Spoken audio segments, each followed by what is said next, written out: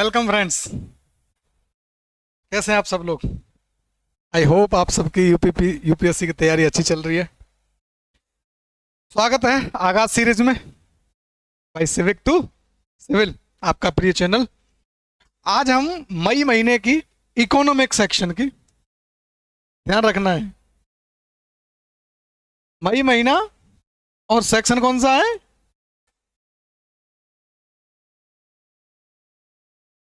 Economics. Economic section की news मई 2025 की cover करेंगे। अब तक हम आईआर कवर कर चुके हैं, आईआर की न्यूज़, और पॉलिटी की न्यूज़ कवर कर चुके हैं। ये दो सेक्शन कवर कर चुके हैं। टोटल हम 10 सेक्शंस यू कवर करेंगे। कौन कौन से? इकोनॉमी आपके सामने है ही, economy, environment, science and tech, history art and culture, society social justice, geography,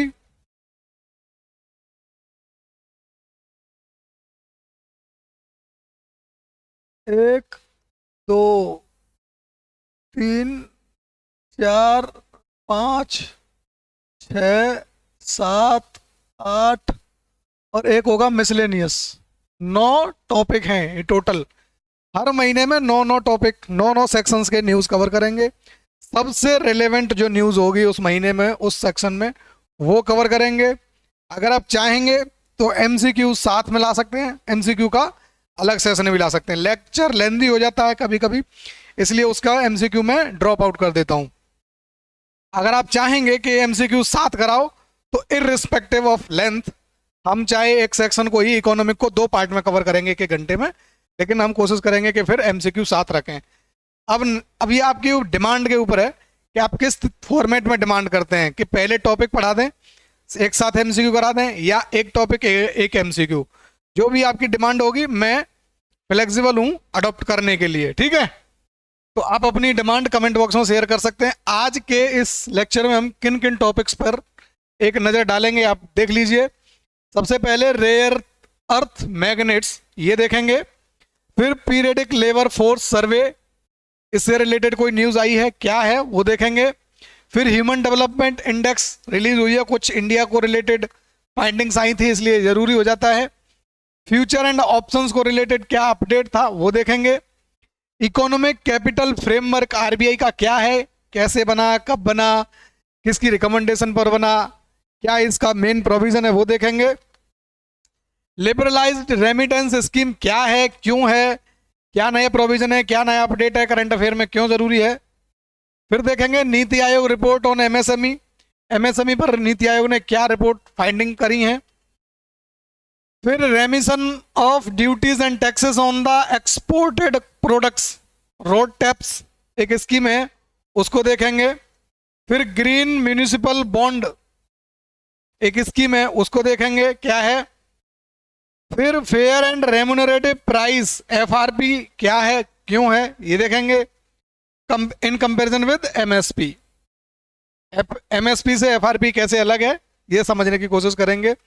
आज के लेक्चर के ये आपको इंडेक्स है या बोलो टॉपिक है, हिंट कर दिया है ताकि आपको आइडिया रहे कि हम क्या क्या टॉपिक कवर करने वाले हैं। कोशिश मैंने ये करी है कि एक स्लाइड में एक टॉपिक को कवर कर लिया जाए और उस टॉपिक के उस हर एक सेगमेंट को कवर कर लिया जाए जिस पर यूपीएससी में कोई स्टेटमेंट बनने की पॉसिबिलिटी होती है। पीरियडिक लेबर फोर्स सर्वे, कंटेक्स्ट जान लो। सबसे पहले हम किसी भी खबर का कंटेक्स्ट जानेंगे ताकि हमें समझ में आए कि हम पढ़ क्यों रहे हैं किसी टॉपिक को।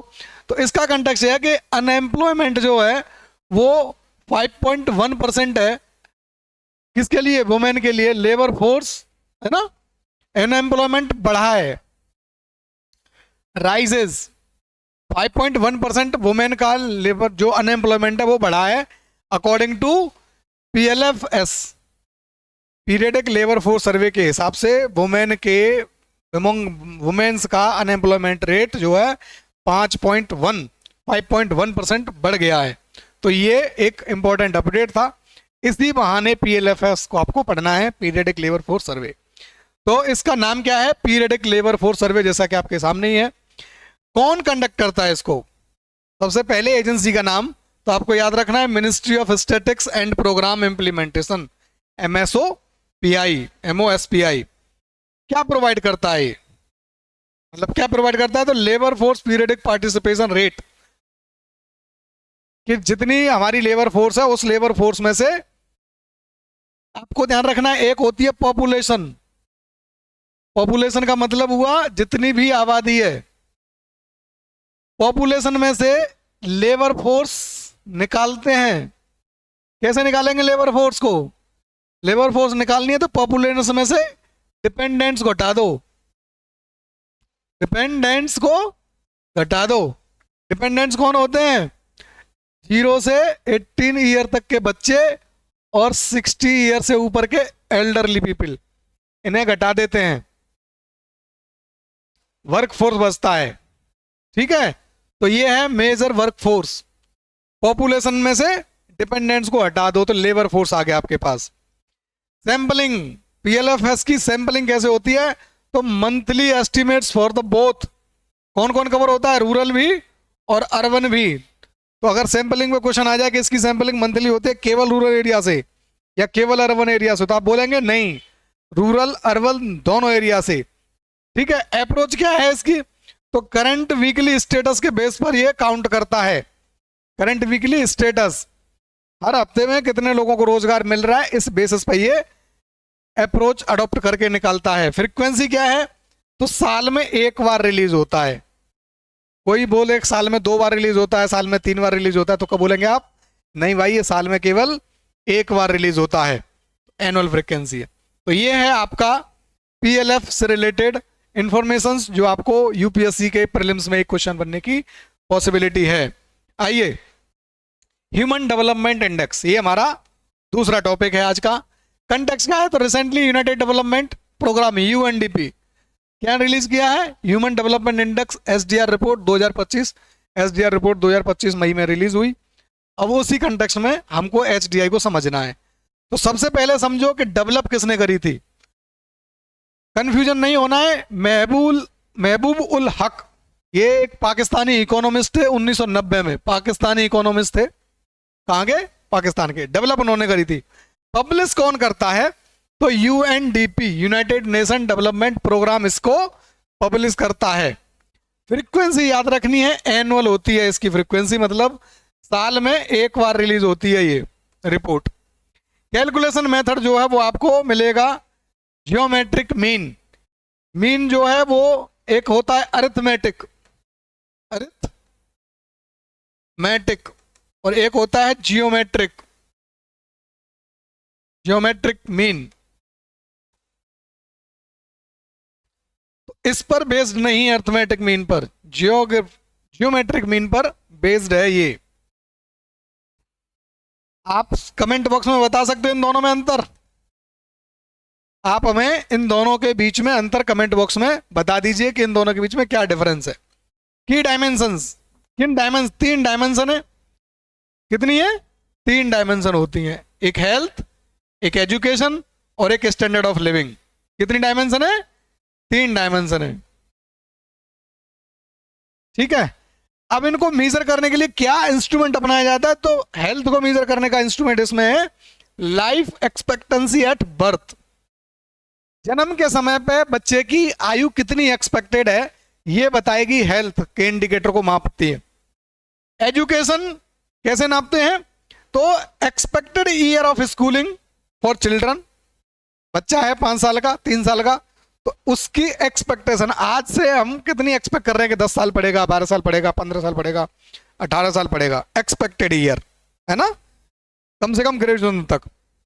और फिर मीन ईयर्स ऑफ स्कूलिंग की कितने एडल्ट में, बचपन में उम्मीद तो इतनी थी कि 15 साल पढ़ेगा, लेकिन पढ़ा कितना, 5 साल 7 साल, तो उनका मीन निकालना, मीन ईयर स्कूलिंग ना, स्कूलिंग की मीन ईयर कितनी है सब लोगों के लिए। Standard of living per capita income, GNI, क्या है? GNI, gross national income. Domestic नहीं है, नेशनल है, आपको अंतर समझना है। एक होता है GDP,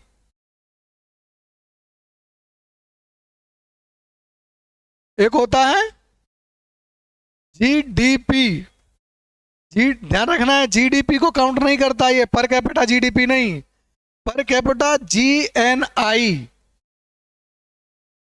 gross national income, product नहीं इनकम की बात करता है। नेशनल में क्या होता है और डोमेस्टिक में क्या होता है, अंतर होता है कुछ। क्या अंतर होता है? तो डोमेस्टिक में इंडियंस प्लस फॉरेनर्स, फॉरेनर्स, इन दोनों का output, final goods and services, इन दोनों के द्वारा जो प्रोड्यूस करी जाती हैं, कहां? Within the territory, within the territory of India, India की टेरिटरी में within a particular time period, within fixed time period. जिन्हें जनरली क्या होता है, ये एक financial year, fixed time period, एक फाइनेंशियल ईयर जनरली काउंट किया जाता है, क्वार्टरली भी काउंट कर सकते हो। रेफरेंस के लिए 1 ईयर, 1 अप्रैल से 31 मार्च। तो एक साल में इंडिया की टेरिटरी के भीतर इंडियन और फॉरेनर दोनों ने जो goods and services finally produce करी, उनको टोटल जोड़ देंगे तो उसे बोलेंगे GDP।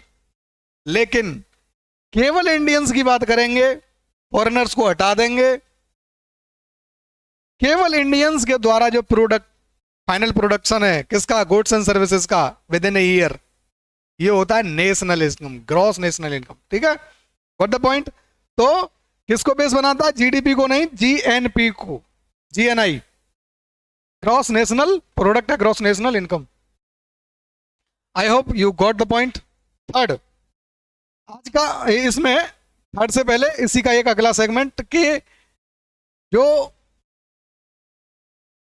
डेवलपमेंट के लेवल हैं इस इंडेक्स में, वो 4 लेवल है और उनके क्या क्या वैल्यू रेंज है, ये याद रखना जरूरी है। लो HDI का मतलब क्या है? लो HDI का मतलब है उसमें वैल्यू जो आती है वो 0 to 1 वेरी करेगी, वैल्यू HDI की वैल्यू 0 to 1 के बीच में होगी। अब इस 0 to 1 में हर पॉइंट पे लगा दो, 0 से लेके 1 तक, 1 2 3 4 5 ऐसे करके 10 कर दोगे तो 0.1 0.2 0.3 0.4 0.5 0.6 0.7 0.8 0.9 0.10 है ना। तो 0.55 से नीचे आपको अगर समझना है, एक ये HDI है, HDI की लाइन है, टॉप परफॉर्मर का मतलब है 1 और लोएस्ट परफॉर्मर का मतलब है 0। अब इसमें 10 पॉइंट्स बना लो, 1 2 3 4 5 6 7 8 9 10 यहां रखते हैं ताकि आपको आसानी हो।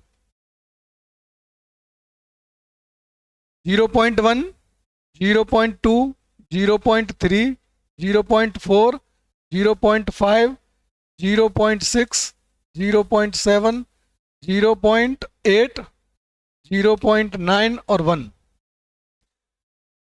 ये है। अगर यहां से नीचे है, इसमें भी 0.55 है ना, यहां के आसपास है, यहां से नीचे है, तब आपको ये वाला है लो HDI। तो लो HDI कहां दें?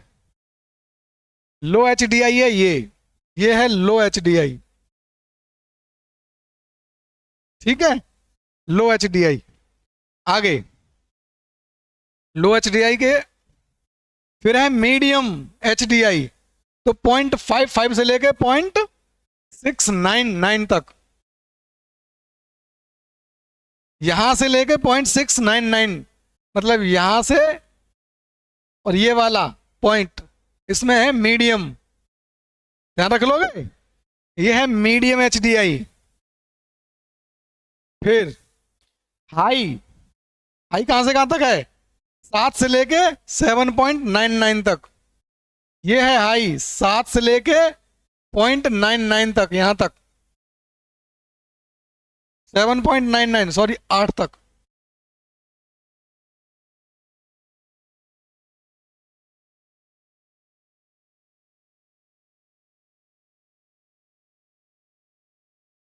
7.99 तक, यहां तक ये है हाई।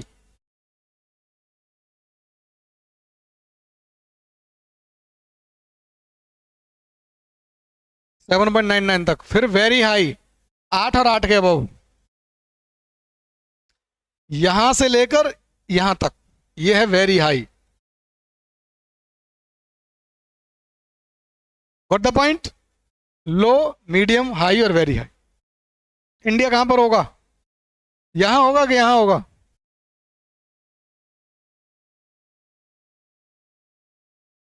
बताइए इंडिया कहां है, कमेंट बॉक्स में आपको बताना है। इंडिया आजकल यहां है इस रेंज में या इस रेंज में है, लो में है या मीडियम में है। चलिए आगे चलते हैं। रेयर अर्थ मैग्नेट्स, ये न्यूज क्यों है खबरों में? तो China has imposed curb on rare earth magnets. सुना था जब चाइना के बीच में और यूएसए के बीच में ट्रेड वॉर चल रहा था, तब अमेरिका की अकल ठिकाने लगाने के लिए चाइना ने क्या बोला था कि हम कर्व कर देंगे यार, रेयर अर्थ मैग्नेट अब एक्सपोर्ट नहीं करने देंगे। और पूरा जितना भी ये चिप्स है और ये पूरी इलेक्ट्रॉनिक्स है, ये सारी डिपेंड करती है एआई वीआई सब, जितनी भी चीज़ें हैं सब डिपेंड किस पे करती है? ये रेयर अर्थ मिनरल्स पर। आपकी जो फ़ोन में चिप है, सिम कार्ड है, ये हर एक चीज़ में रेयर अर्थ मिनरल बहुत यूज़ के हैं। तो अमेरिका की अकल ठिकाने लगाने के लिए क्या किया था, इसने इम्पोज कर दिया था कर्व रेयर अर्थ मैग्नेट पर। तो इस पर्सपेक्टिव से, क्योंकि भाई global chain, supply chain disturb हो सकती है अगर चाइना, और चाइना ने करने से क्या नुकसान है, क्योंकि चाइना का डोमिनेंस है इस सेक्टर में, है ना। जो सेमीकंडक्टर के लिए रॉ मटेरियल चाहिए, सेमीकंडक्टर बेस्ड है आजकल दुनिया, जितनी भी इलेक्ट्रॉनिक दुनिया है आपकी, उसके लिए जो रॉ मटेरियल चाहिए उसका, उस पर डोमिनेंस किसका है? चाइना का डोमिनेंस है। 19% से ज्यादा अकेला यही प्रोड्यूस करता है और एक्सपोर्ट करता है। और जब चाइना इस पर कर्व लगा देगा तो पूरी दुनिया की supply chain semiconductor raw material की क्या होगी? गड़बड़ा जाएगी। अब पूरी दुनिया जिस चीज से अफेक्ट हो सकती है वो यूपीएससी में प्रीलिम्स का बेस बन सकता है, नहीं बन सकता? बन सकता है आप कहेंगे, इसीलिए हमने टॉपिक लिया है। तो आइए समझते हैं मीनिंग पहले, सबसे पहले कि रेयर अर्थ मिनरल या मैग्नेट का मतलब क्या है। स्पेशली नियोडायनेमियम आयरन बोरोन, ये है NdFeB। Neodymium iron boron magnets are crucial for the electronic vehicle EV manufacturing and particularly in electric motors. जितनी भी इलेक्ट्रिक मोटर्स बनती हैं उसमें ये वाली मैग्नेट काम आती है, NdFeB।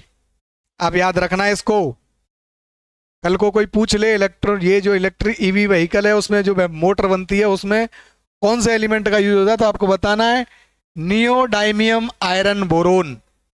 ये क्रूशियल रॉ मटेरियल है उसके लिए।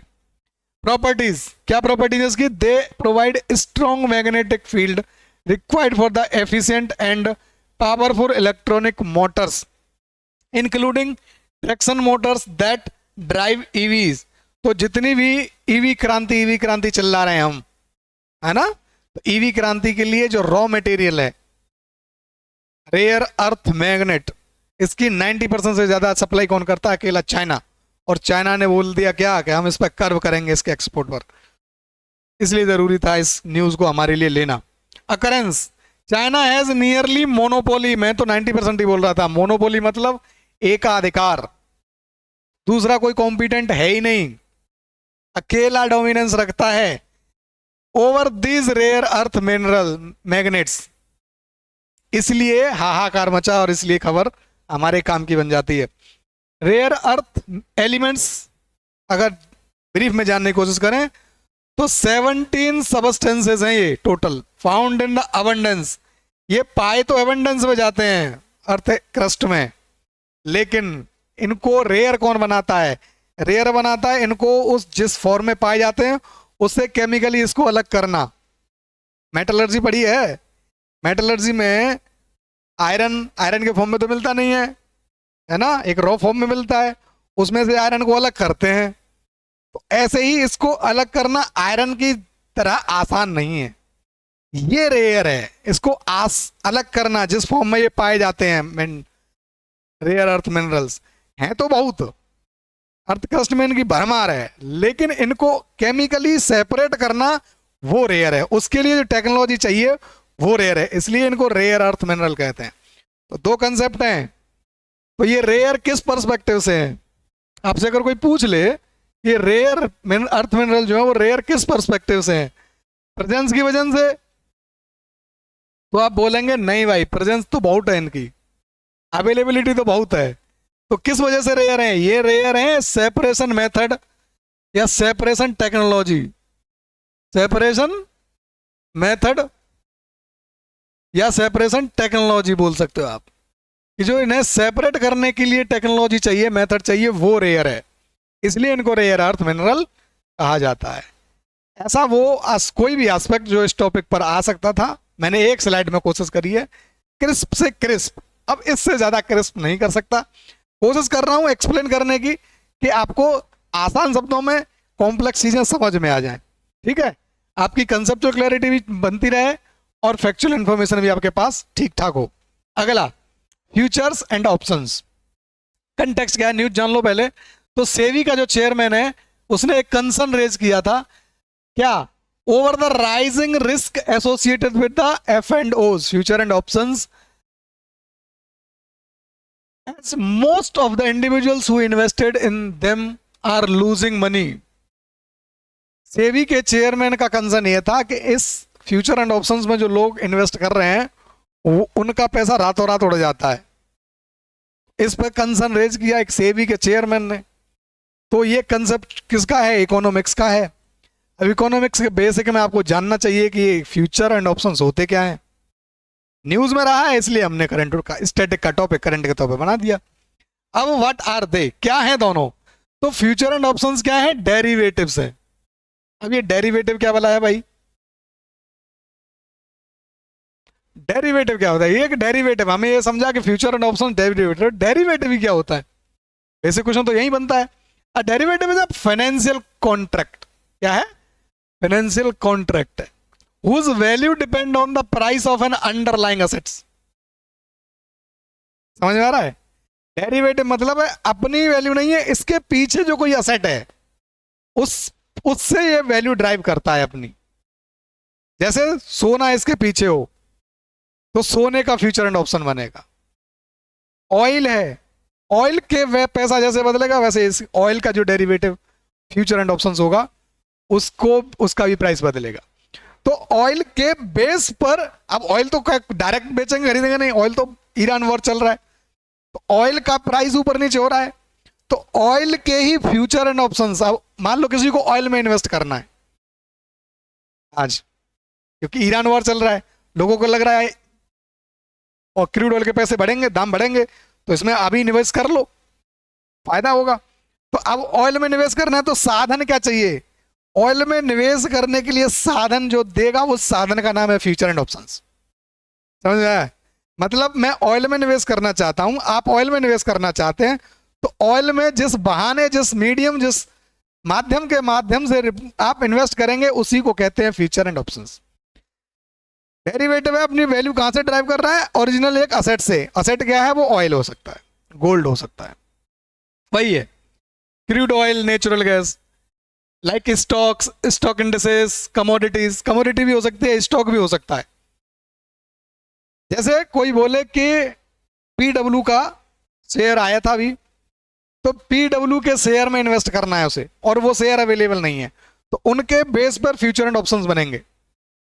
पीडब्ल्यू के शेयर के, स्टॉक है ना शेयर, तो इस स्टॉक के फ्यूचर एंड ऑप्शंस बन जाएंगे।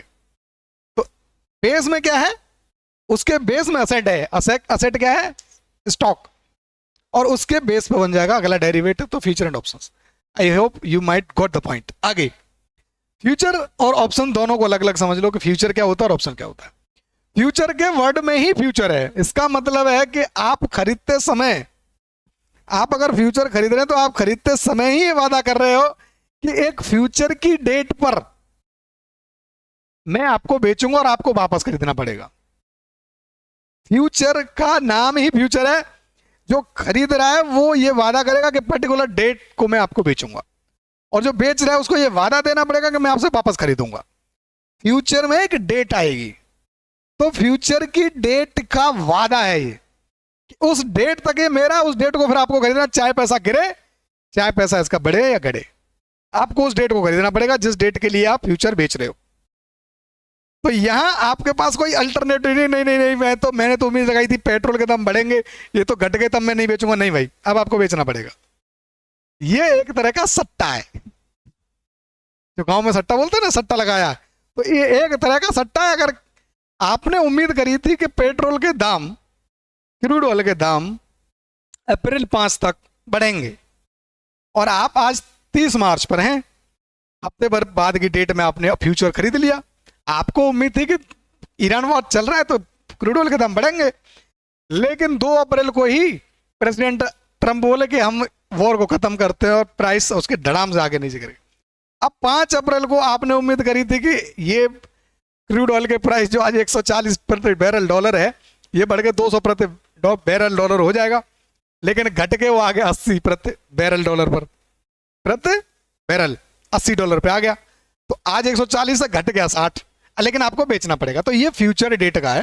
तो आपको क्या करना है, both buyers and sellers have an obligation to buy और sell the underlying asset at an predetermined price. Price पहले से ही फिक्स है। ऑन द फ्यूचर डेट, उस डेट को डिसाइडेड बाई बोथ, जो आज डिसाइड हो जाएगी इस डेट पर, इस डेट पर आपको फ्यूचर वापस बेचना पड़ेगा। Got the point. डेट आज फिक्स हो रही है, प्राइस आज फिक्स हो रहा है उस समय के लिए, उम्मीद। ऑप्शंस, ऑप्शंस क्या होते हैं, बायर्स हैव राइट, जिसने ऑप्शन खरीदा, बट नॉट द ऑब्लिगेशन। अब जिसने खरीदा उसे बेचने का ऑब्लिगेशन नहीं है, वो चाहे पर्टिकुलर डेट पे बेच सकता है वरना होल्ड कर सकता है। जैसे मुझे उम्मीद है कि 10 तारीख तक पेट्रोल के दाम बढ़ेंगे, मैं इस उम्मीद में एक ऑप्शन खरीदता हूं क्रूड ऑयल का, तो अब मेरे ऊपर कोई ऑब्लिगेशन नहीं है कि मैं 10 तारीख को बेचूंगा ही। अगर प्राइस गिरता है तो मैं होल्ड कर सकता हूं 15 अप्रैल तक, 20 अप्रैल तक, जब तक मैं चाहूं तब तक। ठीक है। कॉल ऑप्शंस, बाई करने का जो मेथड होता है वो होता है कॉल ऑप्शन। अगर आपको बाई करना है ऑप्शन तो उसको बोलते हैं कॉल ऑप्शन। ठीक है। और सेल जब करते हैं ऑप्शन को ही सेल करना है, बी यू बाई, और सेल करना है तो क्या बोलेंगे, put option. Got the point. Put option और कॉल ऑप्शन, 2 ऑप्शन होते हैं। आपको ऑप्शंस नाम याद रखने हैं, तो कैसे हो सकते हैं ऑप्शन, पुट ऑप्शन हो सकता है या कॉल ऑप्शन हो सकता है। पुट ऑप्शन जो होगा वो होगा सेलिंग के लिए, और कॉल ऑप्शन जो होगा वो होगा बाइंग के लिए। Got the point. यही है फ्यूचर एंड ऑप्शंस। आगे सेफ्टी किसमें ज्यादा होगी, ओबियस है, जिसमें ऑब्लिगेशन नहीं है बेचने खरीदने की वो सेफ ज्यादा होगा, क्योंकि आदमी को जैसे उम्मीद थी वैसा नहीं हुआ तो न बेचने का अधिकार है, तो वहां सेफ ज्यादा है ना, तो future would be more safe. अगर आपसे कल कोई को पूछ दे कि future are more safer than options, तो आप क्या बोलेंगे, ये स्टेटमेंट कैसा है, गलत है। क्यों, क्योंकि options are more safer, options are more safer than future. क्यों, क्योंकि उसमें बेचने का ऑब्लिगेशन नहीं है। तो ये हुआ future and options. Economic capital framework, ये क्या है, आरबीआई के पास जो सरप्लस बचता है ना, पैसा कमाई वमाई, उसको सरकार को वापस करना है। तो जिस फ्रेमवर्क में सरकार को ट्रांसफर करते हैं आरबीआई की कमाई या फायदे को, उसी के लिए टर्म यूज होता है इकोनॉमिक कैपिटल फ्रेमवर्क। आरबीआई के जो कैपिटल अमाउंट है, आरबीआई के पास जो फायदा है, जो मुनाफा है ना, जो है अमाउंट, उसको मैनेज करने का जो रास्ता है, उसमें से कितना दिया जाएगा, कितना रखा जाएगा आरबीआई के पास, इसी के लिए एक टर्म यूज होता है economic capital framework. Got the point. Context क्या है जान लो। The board of director of Reserve Bank of India has approved a record transfer. Record मतलब ऐतिहासिक रूप से सबसे ज्यादा अमाउंट सरकार को ट्रांसफर किया है, और आरबीआई के बोर्ड ने ही अप्रूव किया है कि आज तक का सबसे बड़ा अमाउंट आरबीआई सेंट्रल गवर्नमेंट को ट्रांसफर करेगी। कितना अमाउंट था वो? 2.68 लाख करोड़, 2.2 लाख 68 हजार करोड़ रुपए सरकार को ट्रांसफर करेगी आरबीआई, ये अप्रूवल दिया था। वो कोई छोटा अमाउंट है? अगर 500 नोटों की गड्डी गिन के लगाओ तो कमरे के कमरे भर जाएंगे। इतना बड़ा अमाउंट सरकार को ट्रांसफर करेगी आरबीआई। तो इकोनॉमिक कैपिटल फ्रेमवर्क के अंडर, जिस फ्रेमवर्क के अंडर ये अमाउंट ट्रांसफर हो रहा है सरकार को, वो फ्रेमवर्क हमारे लिए हो जाता है जरूरी। Got the point?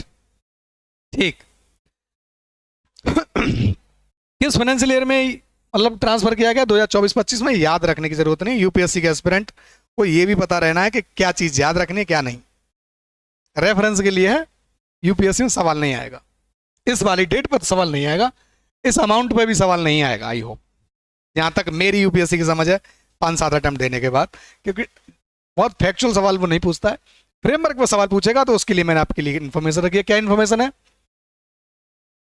Economic capital framework, सबसे पहले जान लो है क्या। Framework by which RBI manages capital reserve.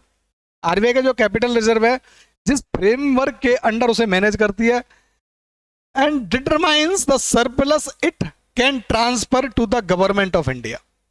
मतलब आप अगर इकोनॉमिक कैपिटल फ्रेमवर्क को समझना चाहते हो तो ये आरबीआई है, ठीक है, ये आरबीआई है। अब आरबीआई के पास जो कैपिटल मनी है, कैपिटल है, उस कैपिटल को मैनेज करना है। उस कैपिटल को क्या करना है? मैनेज करना है। ए छूट जा रही है बार बार। उस कैपिटल को मैनेज करना है और मैनेजमेंट के हिस्से के तौर पर है सरकार को ट्रांसफर करना है।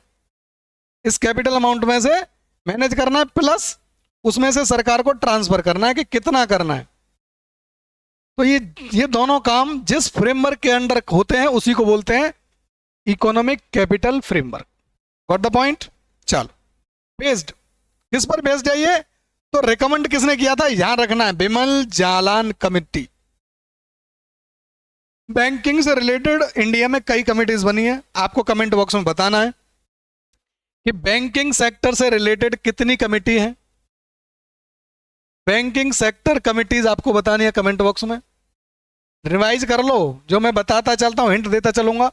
सब कुछ मैं इसी स्लाइड में ले आऊं, ये पॉसिबल नहीं है। बैंकिंग सेक्टर की कमिटीज हैं, नरसिम्हा कमेटी से लेके शुरू करनी है और नचिकेत मोर तक आना है ना, बिमल जालान, उर्जित पटेल। और कमिटी, 3 चीजें याद रखनी है। कमिटी, ईयर, जिस ईयर में वो आई, और ऑब्जेक्टिव। ये 3 की टेबल बनाने ला आप, जितनी भी हैं 3 कॉलम की टेबल बनेगी, इस टेबल को रट लेना है। फिर एक क्वेश्चन हिंट दे दिया है मैंने आपको, है ना। पीरियडिक रिव्यू कौन सा होता है, कितने पे? तो ये जो पीरियडिक रिव्यू है इस फ्रेमवर्क का 5 साल पे होगा। एवरी 5 ईयर फ्रेमवर्क ठीक ठाक है कि नहीं, इसमें कुछ चेंजेस तो नहीं कर रहे फ्रेमवर्क के रूल वूल में, मतलब जो फ्रेमवर्क बना हुआ है उसको रिव्यू करना है। कैपिटल ट्रांसफर तो हर साल होगा, मैनेज भी हर साल होगा, लेकिन जो फ्रेमवर्क हमने बनाया है उस फ्रेमवर्क में कोई कमी तो नहीं है, उसमें कुछ चेंजेस की जरूरत तो नहीं है। इसका रिव्यू करने के लिए कितनी साल पे आएगी ये बारी? 5 साल पर। Every 5 year, as suggested by Bimal Jalan committee. उस कमेटी ने खुद ही सजेस्ट किया था कि एवरी 5 ईयर पे ये प्लान जो है वो, फ्रेमवर्क जो है वो रिव्यू होता रहना चाहिए। Got the point? आगे, फर्स्ट रिव्यू कब हुआ? 2025 में जो रिव्यू हुआ है ना, वो पहली बार हो रहा है। तो इंडिया में या यूपीएससी के पर्सपेक्टिव से सोचो तो कोई फ्रेमवर्क 5 साल में रिव्यू होता है और वो पहली बार हो रहा है, तो वो इकोनॉमिक फ्रेमवर्क आपके काम का हो गया नहीं हो गया? तो पहली बार 2025 में हुआ था, इसलिए ये न्यूज हमारे कोर काम की है ना, आरबीआई से रिलेटेड। चलो आगे चलते हैं। लिबरलाइज्ड रेमिटेंस स्कीम, ये क्या है? कंटेक्स्ट जान लो। इंडिया का जो आउटवर्ड रेमिटेंस है वो डिक्रीज हुआ है, आउटवर्ड रेमिटेंस क्या है? जैसे ये इंडिया है, ये इंडिया मान लो, रेमिटेंस का मतलब है बाहर से आने वाला मनी या देश के बाहर जाने वाला मनी। अरे यूएस में सिटीजन इंडिया का गया, काम कर रहा है वहां, कैलिफोर्निया कैलिफोर्निया में, प्रियंका चोपड़ा, याद है? तो वो वहां गई है, काम कर रही है। अब वहां से मैडम काम करके पैसा डॉलर में कमाती है और अपने घर भेजती है इंडिया में, तो वो इनवार्ड रेमिटेंस है। ध्यान रखना है, वो कौन सा है? Inward remittance. ठीक है, इनवार्ड रेमिटेंस, डबल टी है, जो भी है, ये इनवार्ड रेमिटेंस हुआ। मतलब हमारा इंडियन सिटीजन दुनिया के किसी कोने में गया, वहां काम करके पैसा भारत भेज रहा है, ये है इनवार्ड रेमिटेंस। आउटवर्ड रेमिटेंस क्या है? हमारा इंडियन यहां से पैसा लेके जा रहा है बाहर, घूमने जाए, हेल्थ केयर के लिए जाए, पढ़ने के लिए जाए, यहां से पैसा ले गया इंडिया का बाहर, अमेरिका में कहीं भी, तो ये आउटवर्ड रेमिटेंस है। Got the point? इंडिया का पैसा जब बाहर जाएगा तो ये आउटवर्ड रेमिटेंस। बाहर से पैसा इंडिया में आएगा, एफपीआई के रूप में नहीं, अपना नागरिक भेजता है, जो लाइबिलिटी नहीं है, जिसमें लाइबिलिटी नहीं, वापस नहीं करना है, ठीक है, वो होता है remittance. Got the point? Outward remittance जितना ज्यादा था वो कम हुआ है, ये लिबरलाइज रेमिटेंस स्कीम के अंडर है, क्योंकि रेमिटेंस जो होता है वो रेगुलेट करने के लिए कोई स्कीम होगी तो उसी का नाम है लिबरलाइज्ड रेमिटेंस स्कीम। तो उस स्कीम में फाइंड क्या हुआ है? फाइंडिंग ये आई है कि डिक्रीज हुआ है, खासकर आउटवर्ड रेमिटेंस, तो इसलिए ये स्कीम काम की हो जाती है। आउटवर्ड रेमिटेंस का मतलब लिखा है क्लियरली, मैंने समझा दिया है, transfer of money in foreign currency by resident of India, मतलब इंडिया में रह रहा है एक नागरिक, टू अ पर्सन और entity outside India for purpose of education, travel, medical treatment, investment और गिफ्टिंग। कोई भी पर्पज से आप करो तो ये पैसा बाहर जा रहा है, इंडिया का पैसा किसी भी फॉर्म में किसी भी पर्पज से बाहर जाएगा, इंडियन रेजिडेंट का पैसा है। इंडियन रेजिडेंट भी होना जरूरी है ना, इंडियन ही होना जरूरी नहीं, इंडियन रेजिडेंट भी होना जरूरी है। इंडियन रेजिडेंट का मतलब हुआ ये इंडिया है, इंडिया का ही सिटीजन है और इंडिया में ही रह रहा है, इंडियन रेजिडेंट अब होगा ये। तो यहां से ये पैसा बाहर भेजे तब राइट रेमिटेंस, आउटवर्ड रेमिटेंस हो गया। पर्पज आपको ध्यान रखना है, education, travel, medical treatment, investment या गिफ्टिंग, किसी भी पर्पज से पैसा बाहर भेज सकता है, तो चला गया, ये रेमिटेंस हुआ आउटवर्ड। अब ये घटा है, तो अब देखो स्कीम का बेसिक जान लो आप, स्टेट है कि क्या क्या इस स्कीम के बारे में पूछ सकता है। लॉन्च तो 2004 में ये लॉन्च हुई थी, हालांकि यूपीएससी ईयर पूछता नहीं है, बट फिर भी आपको तैयार तो रहना ही है। क्रोनोलॉजी पूछता है, 4 स्कीम दे दी और पूछ दी कि arrange the schemes in chronology, फिर ईयर तो नहीं पूछी उसने। तो यूपीएससी भी एक तरह की पॉलिटिक्स खेलता है बच्चों के साथ, आपको ध्यान रखनी है, ठीक है। लॉन्च भाई किसने लॉन्च करी थी? तो ये रिजर्व बैंक ऑफ इंडिया की स्कीम है, क्योंकि मामला एक्सचेंज का है, करेंसी एक्सचेंज है, तो आरबीआई की है। लॉन्च अंडर किस किस एक्ट के अंदर ये ताकत है सरकार? तो फेमा एक्ट जो है, फॉरेन एक्सचेंज मैनेजमेंट एक्ट 1999। इससे पहले एक एक्ट था, फेरा एक्ट, फॉरेन एक्सचेंज रेगुलेशन था,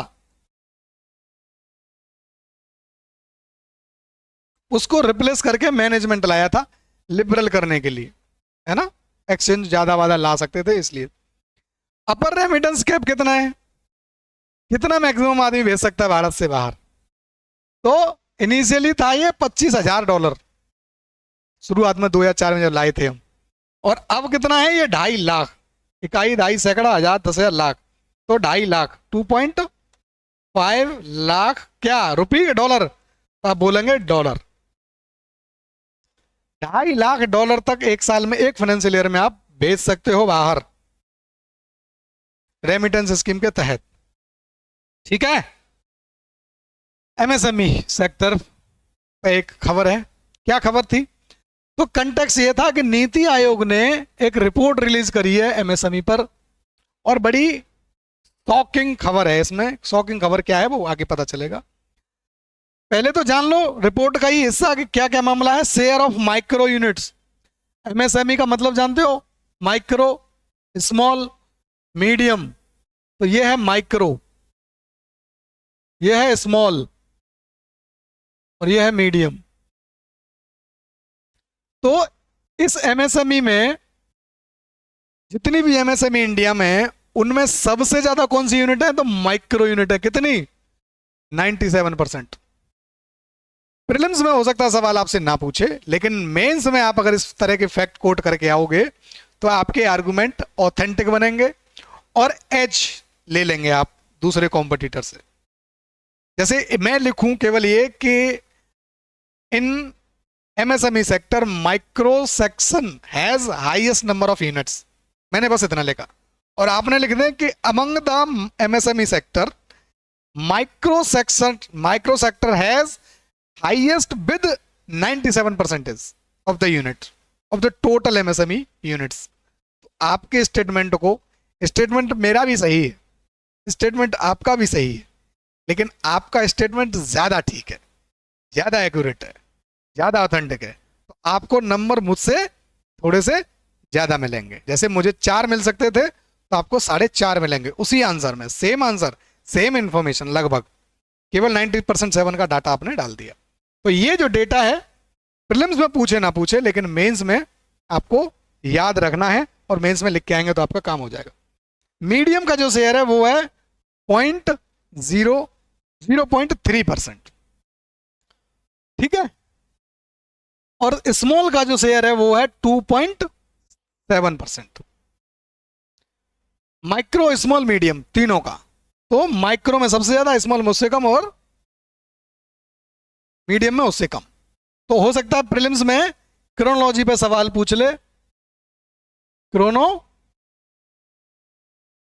पे सवाल पूछते, यानी असेंडिंग और डिसेंडिंग ऑर्डर पे पूछ ले according to share in the total units, ये सवाल बन सकता है। जो शॉकिंग फैक्ट था वो ये था कि एमएसएमई सेक्टर जितना भी एक्सपोर्ट करता है पूरा, मान लो 100 रुपए का ये एक्सपोर्ट करता है एमएसएमई सेक्टर, पूरा सेक्टर जो है वो 100 रुपए का ही एक्सपोर्ट करता है, लेट सपोज। अब इसमें से 40 रुपए का जो एक्सपोर्ट है अकेला, वो कौन सा सेक्टर करता है, मीडियम एंटरप्राइज। मीडियम एंटरप्राइज मतलब ये वाला एमएसएमई में जो सबसे बड़ा है वो ही सबसे, लेकिन यूनिट सबसे कम है, लेकिन एक्सपोर्ट में शेयर सबसे ज्यादा है, अकेला 40% है। समझ पा रहे हो आप? समझ पा रहे हो? ये नीति आयोग की रिपोर्ट की फाइंडिंग है, मैं नहीं बता रहा हूं, नीति आयोग की रिपोर्ट की फाइंडिंग है। तो अकेला जो एमएस मीडियम सेक्टर है इसका टोटल यूनिट में शेयर कितना है, अगर आपको समझना है तो यूनिट में जो शेयर है वो है 0.3% और एक्सपोर्ट में जो शेयर है वो कितना है, वो है 40%। यही इस न्यूज की खास बात थी जो आपको याद रखनी थी। तो स्टेटमेंट यहां बन सकता है, share of medium enterprises in total units of MSME sector comprise just merely 0.03%, but their share in the total export by MSME sector comprise of 40%। False statement और रॉन्ग स्टेटमेंट। पहला स्टेटमेंट ऐसा बन सकता है, और आपको ये पता रहना चाहिए कि टोटल एमएसएमई सेक्टर के एक्सपोर्ट में मीडियम सेक्टर की जो एक्सपोर्ट है वो 40% कंट्रीब्यूट करती है। यूनिट के नंबर में देखें तो 0.3% ही है। तो कम होने का मतलब ये नहीं है कि आपका योगदान भी कम होगा, बट द पॉइंट ये है। आगे चलते हैं, क्लासिफिकेशन ऑफ एमएसएमई हम जान लें कि एक क्लासिफिकेशन कांग्रेस के समय भी हुआ करता था, उसके बाद मोदी जी आए तो 2020 में बदला, फिर मोदी जी बोले नहीं नहीं यार समझ में नहीं आ रहा, फिर बदलो इसको, तो उन्होंने फिर अपडेट कर दिया और 2025 में फिर अपडेट कर दिया एमएसएमई की डेफिनेशन। पहले या तो एमएसएमई को हमने डिसाइड करते थे केवल इन्वेस्टमेंट के आधार पर, या डिसाइड करते थे केवल आउटपुट टर्नओवर के आधार पर। मोदी जी बोले दोनों को कंबाइंड करो भाई, है ना। कुछ सेक्टर को आप केवल कैपिटल इन्वेस्ट समझ रहे हो, कुछ में आप केवल टर्नओवर को समझ रहे हो, तो ये ठीक नहीं है। एक ही इंडस्ट्री को आप दोनों पैरामीटर से नाप लो ताकि आपको मेजर करना आसान रहे। तो यही पैरामीटर अपनाया गया। दो पैरामीटर्स अपनाए जाते हैं, एक इन्वेस्टमेंट और एक टर्नओवर।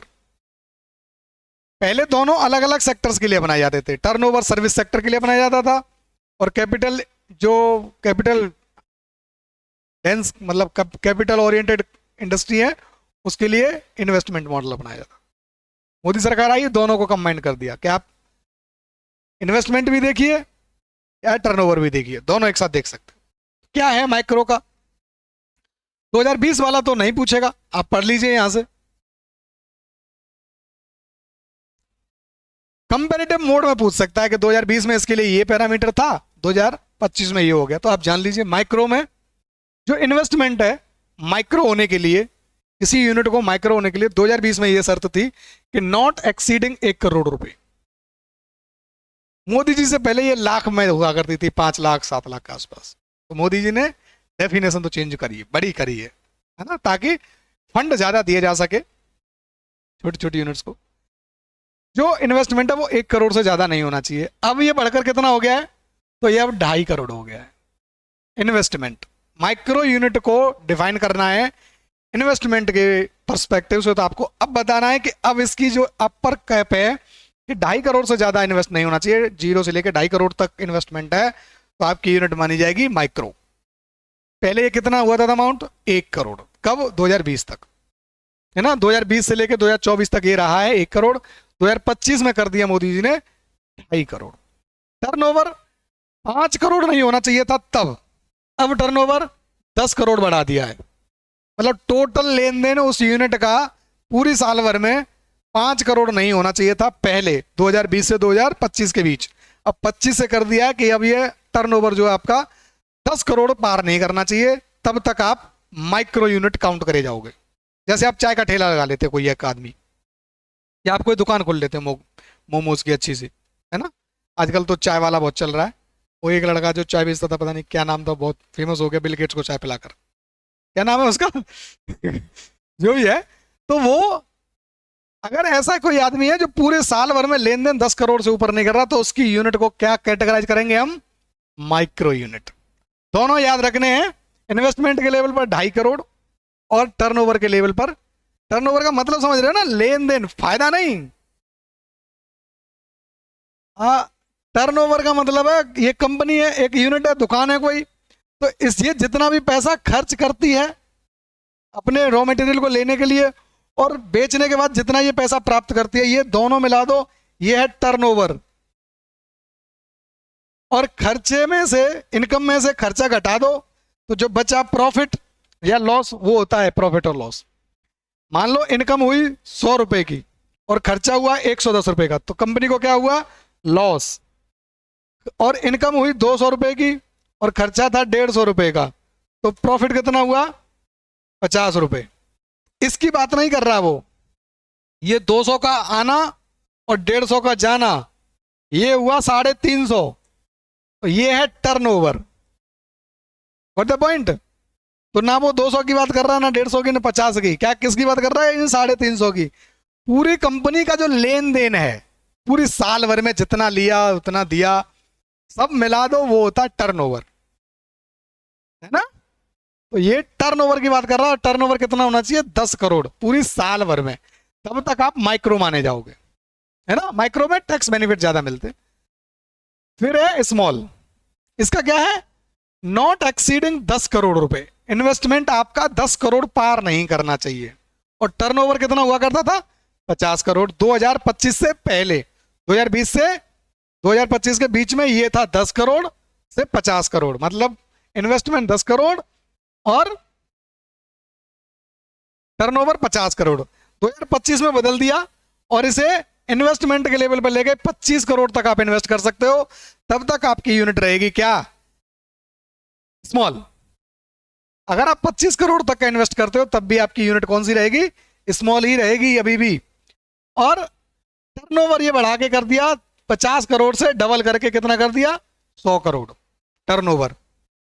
यहां भी आप देखेंगे डबल है, यहां भी आप देखेंगे 2x है, टर्नओवर 2x ही हो रहा है दोनों बार। ये इन्वेस्टमेंट देखेंगे तो 2.5 गुना किया है यहां पर, 2x, और यहां पर इसने 2.5 गुना किया है। ये फॉर्मूला बता रहा हूं मैं आपको याद रखने का। इन्वेस्टमेंट को 2.5 गुना कर रहा है अभी दो में, तीसरे में भी देखते हैं। 25 दूनी 50, 25 दूनी 100, और आधा 2.5, ये भी 2.5 गुना है। तो 2.5x मतलब माइक्रो, स्मॉल और मीडियम तीनों एंटरप्राइज को इन्वेस्टमेंट के लेवल पर देखना है, रेंजेस। तो आप कोई एक रेंज याद रख लो, दूसरी रेंज खुद याद आ जाएगी आपको। 2.5 गुना कर देना या 2.5 गुना कम कर देना। अगर ये याद कर लेते हो तो ये याद करने की जरूरत नहीं है, और ये याद कर लेते हो तो ये याद करने की जरूरत नहीं। कोई भी एक याद कर लो, ये याद कर लो लेटेस्ट, तो सीधा 2.5 गुना कम कर देना। जैसे इसकी 2.5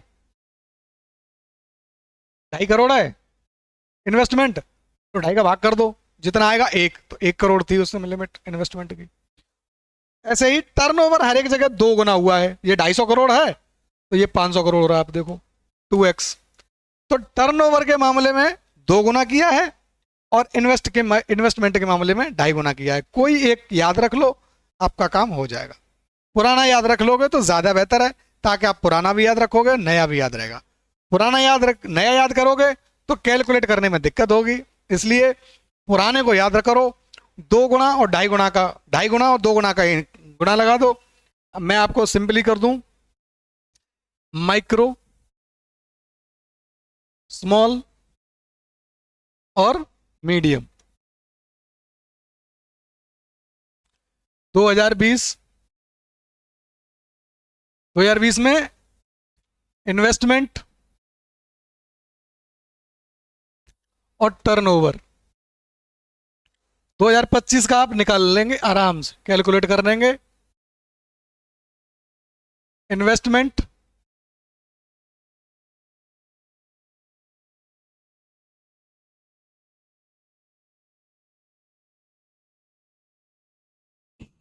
दो 2020 में इन्वेस्टमेंट की क्या जरूरत है, इन्वेस्टमेंट और टर्नओवर। 2025 में इन्वेस्टमेंट की क्या रिक्वायरमेंट है और टर्नओवर की क्या रिक्वायरमेंट है। मैं बना देता हूं सिंपल सा टेबल ताकि आपको याद रहे। आपको एक याद रखना है, ये वाला 2020 वाला, ये माइक्रो है, ये स्मॉल है, ये मीडियम है। यहां 1 करोड़ की लिमिट है कि नहीं? यहां 1 करोड़ की लिमिट है।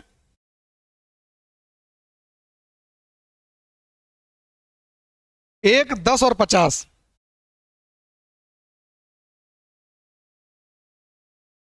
1, 10 और 50 करोड़ में, ये ध्यान रखना है। इन्वेस्टमेंट 1, 10, 50 का है, ठीक है। और टर्नओवर 5, 50 और 250। 5 करोड़, 50 करोड़ और 250 करोड़। अब आपको ये निकालना है, इन्वेस्टमेंट 2025 में शर्त क्या होगी इन्वेस्टमेंट की, तो इसमें तीनों में 2.5 गुना कर दो, मल्टीप्लाई बाई 2.5। और टर्नओवर निकालना है तो 2 गुना कर दो। क्या करना है? 2x, अपने आप निकल आएगा। इसका 2.5 गुना करो तो ये 2.5 करोड़, इसका 2.5 गुना करो तो 25 करोड़, इसका 2.5 गुना करो तो 125 करोड़, इसका 2 गुना करो 10 करोड़, इसका 2 गुना करो 100 करोड़, इसका 2 गुना करो 500 करोड़। अगर आप इसको याद रखते हैं, उल्टा करेंगे तो कैलकुलेशन करने में दिक्कत होगी। मैथमेटिक्स अच्छा है तो आप ये भी अपना सकते हो। मैंने एक रास्ता बता दिया है, कोई भी एक याद कर लो, दूसरा अपने आप याद हो जाएगा, ठीक है। 4 पूरी टेबल रटने की जरूरत नहीं है, इसे बोलते हैं लॉजिकल स्टडी। बाकी आप पढ़ते तो हैं, समझदार तो आप सब लोग हैं, समझने की आप लोगों को तो जरूरत आई थिंक नहीं है किसी को। जो आपको बेहतर लगता है आप वो रास्ता भी अपना सकते हैं, मुझसे भी बेहतर आप जानते हैं, ठीक है।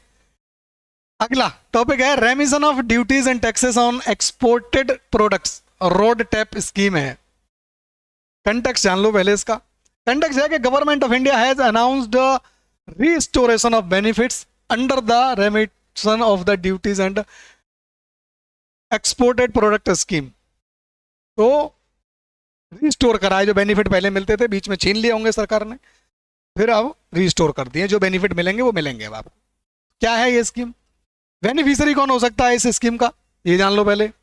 एडवांस अथॉराइजेशन होल्डर्स, ए होल्डर जो होते हैं, एक्सपोर्ट ओरिएंटेड यूनिट्स जो होती हैं वो फायदा उठा सकती हैं, और units operating in the special economic zone, ये 3 एंटिटी इसका बेनिफिशियरी हो सकता है। याद रखना है, बेनिफिशियरी पर सीधा सवाल पूछता है यूपीएससी।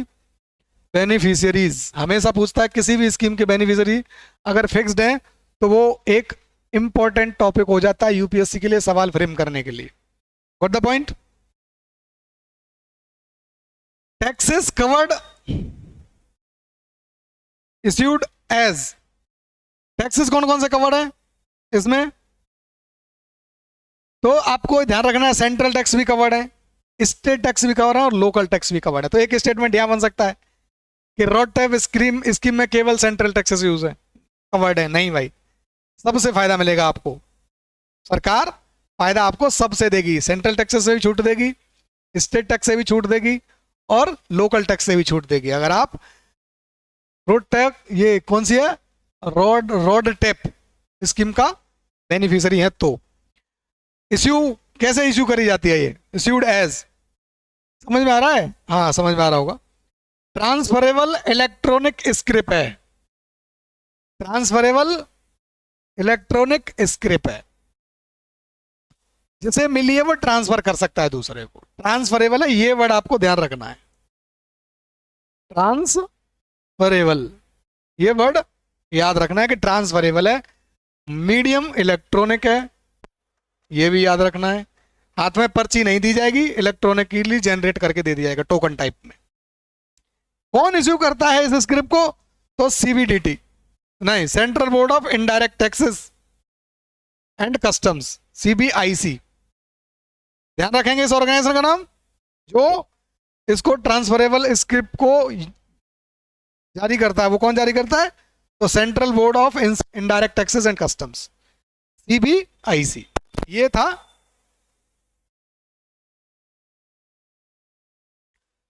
आगे अगला topic, I hope last topic होना चाहिए ये, एक और है, हाँ एक टॉपिक और है, ग्रीन म्युनिसिपल बॉन्ड।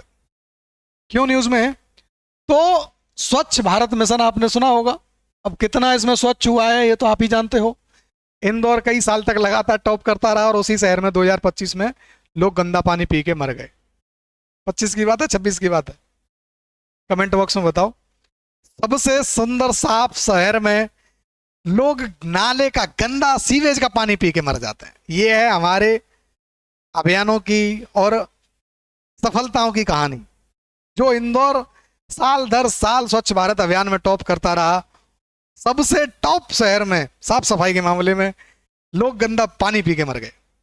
खबर न्यूज की है, इंटरेस्टिंग खबर है, इसीलिए कवर किया मैंने। क्या है खबर? तो गाजियाबाद का जो म्यूनिसिपल कॉरपोरेशन है उसने ग्रीन बॉन्ड जारी किया है।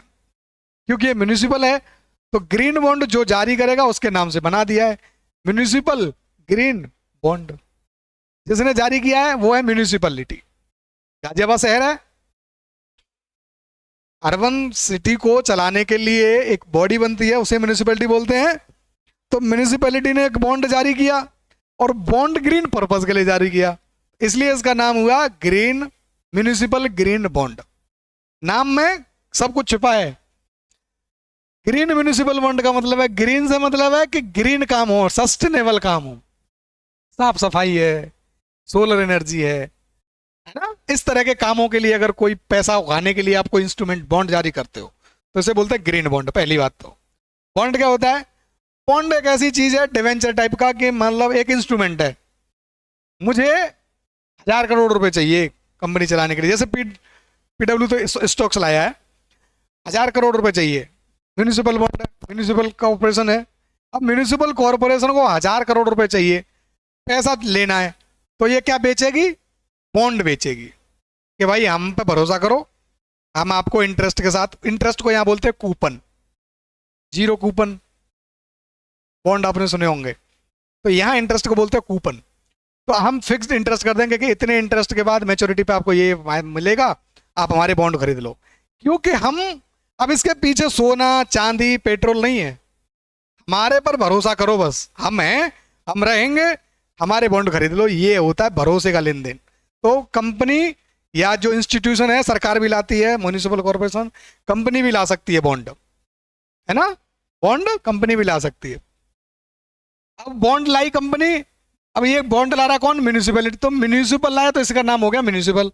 और जिस पर्पज के लिए ला रहा है वो ग्रीन है, ग्रीन मतलब सस्टेनेबल, जैसे इलेक्ट्रिसिटी, सोलर पैनल लगाने के लिए, गोबर गैस प्लांट लगाने के लिए, शहर में सफाई करने के लिए, इलेक्ट्रिफिकेशन के लिए, खासकर ग्रीन एनर्जी से। तो ये हो गया उसके लिए, जब ग्रीन पर्पज के लिए म्यूनिसिपल बॉन्ड लाए तो ग्रीन म्यूनिसिपल बॉन्ड। क्लियर, आगे चलते हैं। तो कौन लाया है, गाजियाबाद शहर लाया, यूपी का, है ना। तो न्यूज क्यों है, India first certified green municipal bond raising 150 crore for state of the art tertiary sewage treatment plant लगाना था। टर्सरी सीवेज ट्रीटमेंट प्लांट लगाना है, मैंने बोला ना साफ सफाई के लिए भी ग्रीन काम है, तो साफ सफाई के लिए सीवेज ट्रीटमेंट प्लांट लगाना था गाजियाबाद को, गाजियाबाद के म्यूनिसिपलिटी को, उसके लिए पैसा चाहिए। तो ये पहला कौन सा है, ध्यान रखना, पहला है, फर्स्ट है, इसलिए न्यूज में आ गया। तो first certified green municipal bond तो पहले लाए जा चुके हैं अलग अलग पर्पज से, लेकिन ग्रीन वाला ये पहला है। समझ में नहीं आ रही कहानी आपको। बॉन्ड, बॉन्ड का मतलब हुआ debt instrument.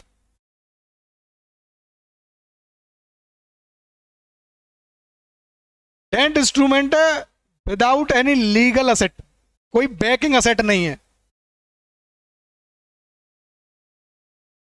Without any banking asset, कोई सपोर्टिंग असेट नहीं है, सोना चांदी पीछे नहीं है, जैसे फ्यूचर एंड ऑप्शन में हमने देखा था। डेरिवेटिव नहीं है ये डेरिवेटिव नहीं है, विदाउट बैकिंग, कोई एसेट नहीं है इसके पीछे। किस पे चलता है, पूरा मामला ट्रस्ट का है, भरोसे का, सोवरेंटी का।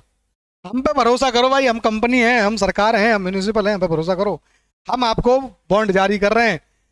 ये बॉन्ड जारी करेंगे, कागज का टुकड़ा सा होता है, ऐसा स्लिप सी होती है, उस पर लिखा होता है 10,000 का एक बॉन्ड, वैल्यू अलग अलग होती है, इकोनॉमिक्स में पढ़ोगे तो पता चल जाएगा, डिनोमिनेशन होते हैं, कोई 10,000 का, लाख का, करोड़ का, depending upon that.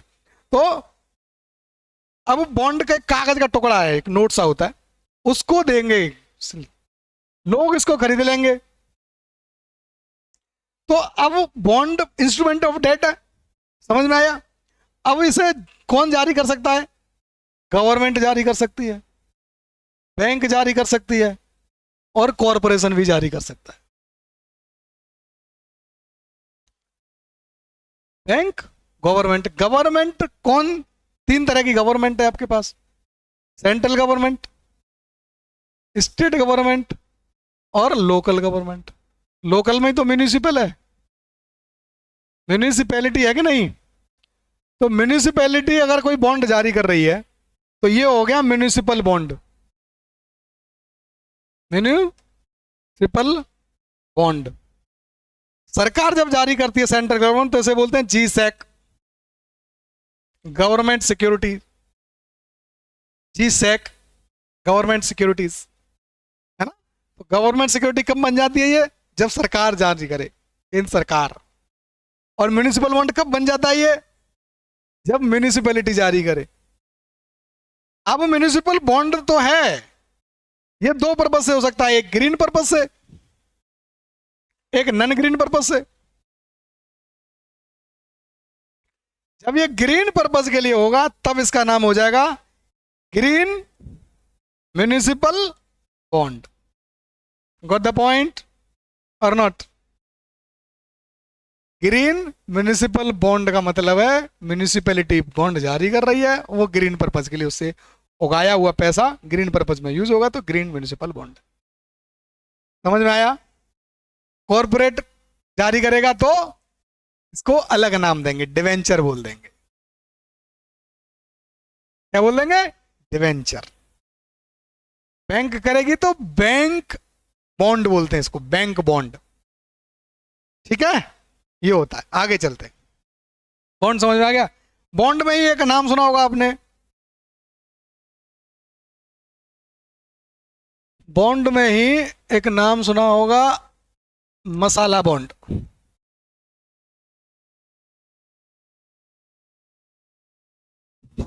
Masala bond, मसाले में कौन सा, काली मिर्च लगा के ये बॉन्ड बेचा जाएगा, काली मिर्च लपेट के बॉन्ड दे, नहीं भाई। ये बॉन्ड है, कोई इंडियन होगा, इंडियन कॉरपोरेशन, इंडिविजुअल सरकार जो भी है, फॉरेन टेरिटरी में रिलीज होगा। पहली बात, Indian company, Indian institution bond release करेगा, पहली शर्त इंडियन होना चाहिए एंटिटी रिलीज करने वाला। दूसरा, ये फॉरेन कंट्री होनी चाहिए। तीसरा, ये जो बॉन्ड है रुपीज में, डिनोमिनेशन क्या होगा, रुपी में जारी होगा। जैसे अमेरिका में डॉलर में बॉन्ड जारी करती है इंडियन कंपनी, तो मसाला बॉन्ड नहीं कहेंगे उसको। जैसे गेल है, अमेरिका में बॉन्ड जारी करे और उसका डिनोमिनेशन जो है वो रुपया हो, डॉलर नहीं, तब वो बनेगा मसाला बॉन्ड। 3 कंडीशन समझ में आई, इंडियन एंटिटी हो, फॉरेन टेरिटरी हो और डिनोमिनेशन जो है वो रुपया में हो, तब बनता है वो मसाला बॉन्ड। बॉन्ड को लेकर इतनी बेसिक समझ आपकी है तो आप एक सवाल कर लेंगे, घबराने की जरूरत नहीं है। आगे चलते, fair and remunerative price, FRP, ये क्या है और MSP से कैसे अलग है, खबर जान लेते हैं पहले। The centre has approved increase in the fair and remunerative price FRP sugar cane. 355 रुपए प्रति क्विंटल हुआ करता था, उससे बढ़ाकर कितना कर दिया है, central government has approved the increment. हाँ, 340 होता था, उससे बढ़ाकर कर दिया है 355। किस सेशन के लिए, 2025-26 में जो शुगर केन सीजन होगा उस सेशन के लिए गन्ने की कीमत कितने से 340 प्रति क्विंटल हुआ करती थी, उससे बढ़ाकर कितना कर दिया, 355 रुपए प्रति क्विंटल। ये कर दिया, अप्रूव हो गया है। CSCP ने रिकमेंड करा होगा, सरकार ने बोलना ठीक है कर दो। तो अब जान लेते हैं FRP क्या है। Minimum price fixed by central government of India. Fixed कौन करेगा, central government of India. That sugar mills, कौन, शुगर मिल्स, किसको, must pay to sugar cane farmers. मतलब एक तरह की ये MSP फॉर द फार्मर्स है। कौन है, MSP फॉर द फार्मर्स। अब अंतर क्या है, आप अंतर 2 तरीके समझो। हम कह रहे हैं MSP फॉर द फार्मर, लेकिन अंतर है MSP और FRP, दोनों में प्रोक्योरमेंट ही हो रहा है, ध्यान रखना है। प्रोक्योरमेंट यहां भी हो रहा है, प्रोक्योरमेंट यहां भी हो रहा है। ये 23 फसलों के लिए होता है। कितनी फसलों के लिए, क्रॉप्स जो कवर्ड है वो 23 है यहां, और यहां है केवल 1, और वो भी केवल शुगर केन।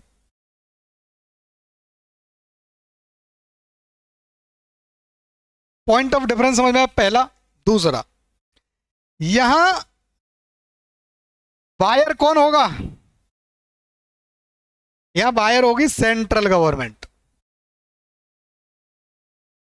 और यहां बायर कौन होगा, यहां बायर को होगी शुगर मिल। है तो पैसा प्रोक्योरमेंट के लिए ही, लेकिन बेचने वाले दोनों केस में किसान हैं, लेकिन खरीदने वाले दोनों केस में सरकार नहीं है। डिसाइड दोनों को फिक्स कौन करता है, फिक्स यहां भी सेंट्रल गवर्नमेंट ही करेगी और यहां भी गवर्नमेंट ही करेगी। रिकमेंड भी दोनों को एक ही करता है, रिकमेंडेशन भी यहां भी CSCP करता है और यहां भी CSCP ही करता है, लेकिन बायर चेंज हो गया और नंबर ऑफ क्रॉप्स चेंज हो गई। समझ में आ रहे हो। तो अगर कोई बोले कि FRP और द MSP, एक बेसिक समझ के लिए ठीक है, लेकिन कंसेप्चुअल और फैक्चुअल लेवल पर ये स्टेटमेंट गलत हो जाता है। तो हम जनरल समझ के लिए बोल सकते हैं कि MSP for the sugar cane, guaranteed है ना। गारंटी तो यहाँ भी मिली है, प्राइस की गारंटी तो यहाँ भी है और यहाँ भी है, फुल प्रोक्योरमेंट की गारंटी यहाँ भी है और यहाँ भी है। समझ पा रहे हो कहानी? हाँ, एक बात और एक्स्ट्रा जान लो, गारंटी ऑफ बाइंग यहां है, यहां नहीं है। गन्ना गन्ना किसान गन्ना लेके जाता शुगर मिल को, शुगर मिल अगर खरीद लेगी तब प्राइस देना गारंटीड है, लेकिन गन्ना मिल को गन्ना खरीदना ही है ये गारंटीड नहीं है। गन्ना खरीदने की गारंटी नहीं है, अगर खरीद लिया तो प्राइस फिक्स है, उससे कम पे नहीं खरीद सकते, उससे ज्यादा पे खरीद सकते हो। है तो एक तरह का मिनिमम ही ये। लेकिन गेहूं चावल में क्या होता है कि सरकार ये बोलती है कि तुम कितना ही प्रोड्यूस कर लो, तुम जितना बेचना चाहोगे हम खरीदेंगे, और हम पर ये लीगल बाउंडेशन है कि हम खरीदेंगे, हम मना नहीं कर सकते खरीदने से।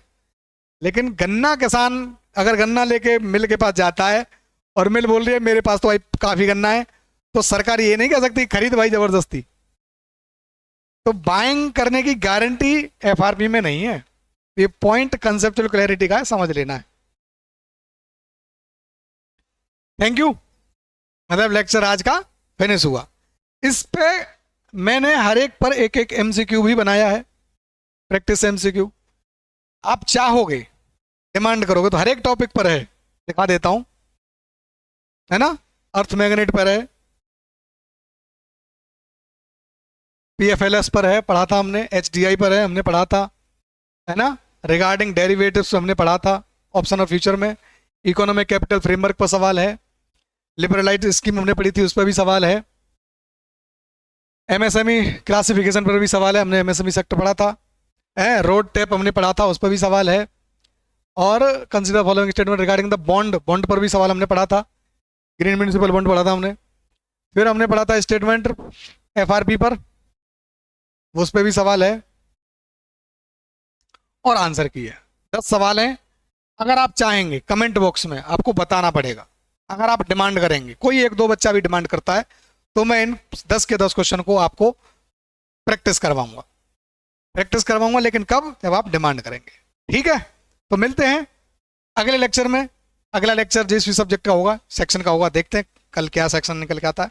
तब तक पढ़ते रहिए, पढ़ते रहिए। Thank you.